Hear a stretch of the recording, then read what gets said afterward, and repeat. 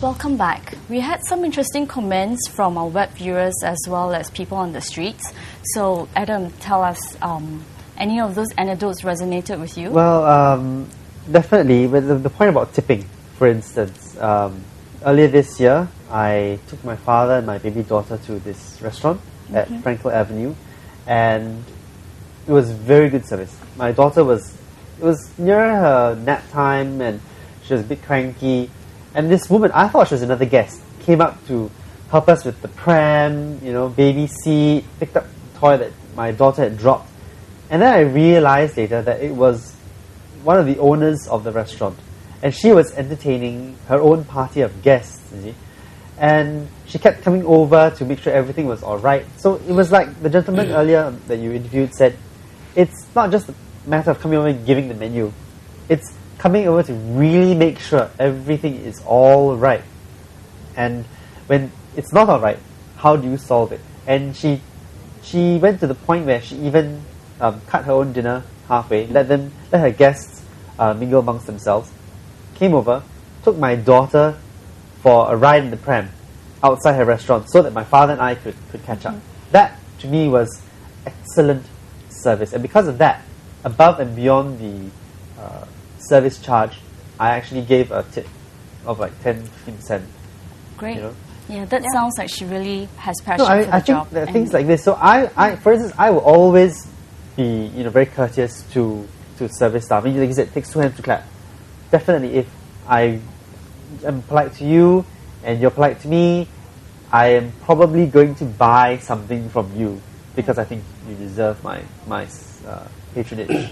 Actually, there are a lot of training programs to help service staff, and one of them, Gopal, has already attended. He's going to talk to us about that. But before that, we're going to take a clip to watch a clip about the Certified Service Professional Workshop, which is like sort of a service boot camp to help inculcate service mindsets in those interested to enter the up-and-coming tourism industry. So Razor TV went out and find out more about this service boot camp, which promises to transform its participants into certified service professionals, which we have one here actually in our living room. So let's take a look. Think you know all about good service just because you're good at complaining about bad service? And who says only the young and energetic can provide better service than those from non-service industries or even retirees or homemakers? Well, the 5-day Certified Service Professional or CSP course makes you think twice before answering these questions. This course is meant for people who are looking out for jobs. And especially, I notice nowadays there are a lot of people who have been unemployed. So we want to bring them back into the workforce. So what we're trying to do is give them a fundamental basic training on service, and so that after that, when these jobs arise, you'll be able to place them into various service establishments. At present, in fact, I'm a retiree, and I'm taking part-time in a fitness club.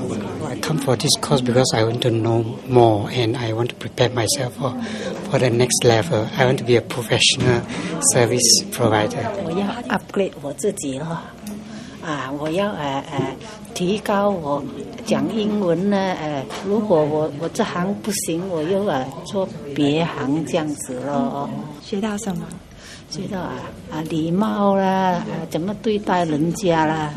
My previous job is mostly in factory technician, and I've learned a lot of technical skills, but I'm not well equipped in service customer, so I came to take up this course. CSP course instructors aim to help participants who come from all walks of life develop a positive mindset in everything that they think, say, and do. So what else can participants hope to take away from a service workshop that offers nothing less than intensive experiential learning?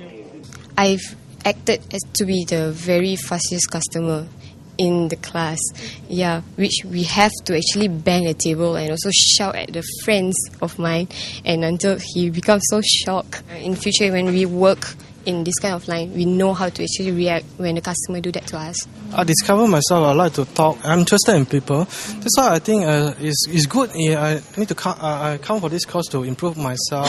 So there's a lot of things I learned from this course. Is like the right words to use, your body language, and your approachability. The first thing, you can't be shy. Second thing, you have to be you have to have the knowledge, and you would love to meet people. What kind of knowledge are you talking about? Knowledge, including a product, the process, and the people. What type of people you meet from Japan, Korea? They will test your product knowledge. The extra mile, how far will you go? That's what I basically think. And then how fast you react to situation when it's not in the requirement of our service. Good customer service, good mindset also bring back good returns. So once they're able to relate to that, if you can keep a customer happy, even though it is not because you enjoy doing it, but for the dollar's sake, the moment they can relate that, things will fall into places actually. So they must be able to see the relation between the monies that coming in and the good services that tie up to that. So I always say, if you can keep the customers happy, they keep coming back. And if you keep them happy, they only want you to serve. And now this is where you can see the dollars rolling in. You smile the way to the bank. Just before I go lunch, must come in now and take up my lunch hour. Luckily, I still have a customer. That means I still have a payroll to collect at the end of the month, isn't it? So sometimes when I got home, And at the end of their learning journey together, these transformed individuals pledge their commitment to service excellence before they are officially recognized as certified service professionals. I take pride in being a professional to serve others. I have a customer-first mindset. I care for the customers and put their needs first. I think positively. So if you want to improve on your service standards, you can sign up for this 5-day CSP workshop, and even retirees are welcome. So Gopal, what do you think is the most important thing that you got out from this workshop? Well, I think the most important thing here, maybe it's more than one, but see, when you go in with a different mindset. But when you come out, you're totally a different person. A recharged person, a transformed person. When you come out, you're gearing out to go and really do that kind of service, because you feel that whatever you have learned during that 5 days is already good enough for you to go in and put into practice. So I think what it has given me is it instilled confidence in me. I'm a very confident person. I can meet anybody, any situations. I mean, I'm just saying that so far it has been so good. So you, first and foremost, you have that confidence in you. And the other thing is you realize that there are certain things that you must not do, especially when you're attending to customers.